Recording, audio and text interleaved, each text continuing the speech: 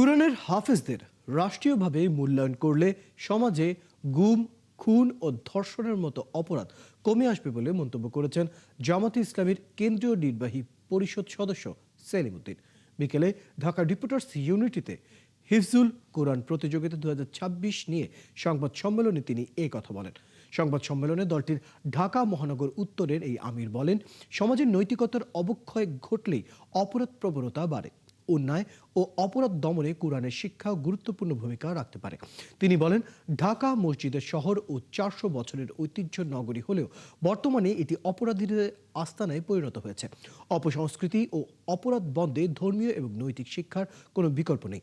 আয়োজকরা জানান, হিফজুল কোরআন প্রতিযোগিতায় বিজয়ীদের জন্য মক্কায় হজ পালনের সুযোগ সহ মোট 30 লাখ টাকার পুরস্কার থাকছে।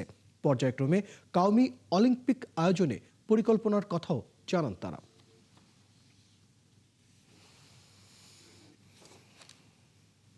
আমাদের দেশের হাফেজে কোরআন ইতিমধ্যে বেশ কয়েকজন বিদেশে তারা প্রথম পুরস্কার পেয়ে বাংলাদেশকে বিশ্বের দরবারে সম্মানিত করেছেন বেশ কয়েকবার।